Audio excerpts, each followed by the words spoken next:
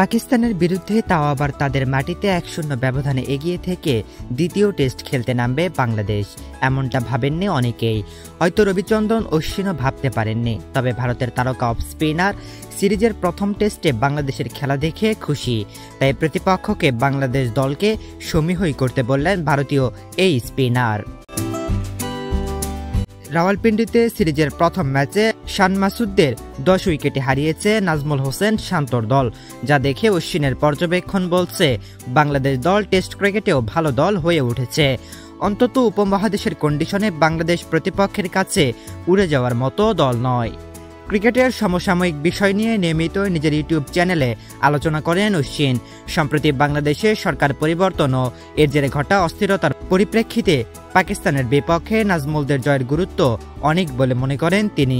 অশ্বিন বলেন, বাংলাদেশ প্রথমবারের মতো টেস্ট ক্রিকেটে পাকিস্তানকে হারিয়ে দিয়েছে, এটা একটা অবিশ্বাস্য খবর। বিশেষ করে দেশটির মানুষ যখন একটা অস্থিরতার মধ্য দিয়ে যাচ্ছে, কোচ অধিনায়ক সবার জন্য এটা গর্বের। রাওয়ালপিন্ডিতে প্রথম টেস্টের উইকেটে বোলারদের জন্য কিছুই ছিল না। এরপরেও পাকিস্তানের দ্বিতীয় ইনিংসে অল আউট হয়েছে, সেটি অশ্বিনকেও বিস্মিত হয়েছেন বলে জানান তিনি। অশ্বিন আরও বলেন, ম্যাচটা হয়েছে একটা হাইওয়ে পিচে, বাংলাদেশ সেখান থেকে জয় তুলে নিয়েছে। এই ম্যাচের প্রথম 3 দিনে তেমন কিছুই ঘটেনি। তারপর আমি যখন একটা ফ্লাইটে উঠব তখন পাকিস্তান আমাকে চমকে দিয়েছে। হাইলাইটস দেখে বুঝলাম পাকিস্তান শেষ দিনে পুরোপুরি ধসে গেছে। প্রথম ইনিংসে 117 রানে পিছিয়ে যাওয়া পাকিস্তান পঞ্চম দিন দ্বিতীয় ইনিংসে 9 উইকেটে হাতে রেখে নামলেও দ্রুত অল আউট হয়ে বাংলাদেশকে মাত্র 40 রানের লক্ষ্য দিতে পেরেছিল।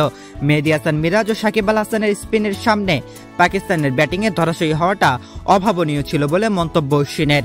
অশ্বিন বলেন, অনেকদিন আমি এই ধরনের বিপর্যয় দেখিনি, কোনো দলকে এমন পিচে এভাবে আত্মসমর্পণ করতে দেখিনি। উইকেটে তো তেমন কিছুই দেখলাম না, রাস্তা মনে হয়েছে।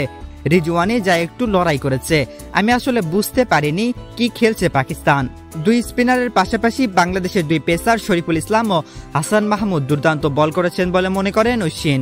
তার মতে তরুণ ও অভিজ্ঞদের নিয়ে দল গড়ে বাংলাদেশ টেস্ট ক্রিকেটে ভালো করার জন্য নিজেদের মতো করে একটা পথ বের করে নিয়েছে। এ বিষয়ে অশ্বিন বলেন, বাংলাদেশকে জয়ের জন্য কৃতিত্ব দিতেই হবে। ওরা সর্বশেষ যখন ভারত সফরে এসেছে তখন আমি বলেছিলাম ওরা ভালো খেলছে, ওরা টেস্ট খেলার একটা ফর্মুলা খুঁজে পেয়েছে। তাদের ভালো কয়েকজন পেসার আছে, আবার লিটন দাস, সাকিব আল হাসান, মুশফিকুর রহিমের মতো অভিজ্ঞরাও আছে। কিছু তরুণ আছে যেমন জাকির হাসান, সাদমান ইসলাম, ওরাও ভালো। মিরাজের অভিজ্ঞতাও খুব কাজের। পাকিস্তানের সিরিজ শেষ করে বাংলাদেশ তাদের পরবর্তী টেস্ট সিরিজ খেলবে অশ্বিনের দলের বিপক্ষে। আগামী মাসে সেই সিরিজটি অনুষ্ঠিত হবে ভারতের মাটিতেই।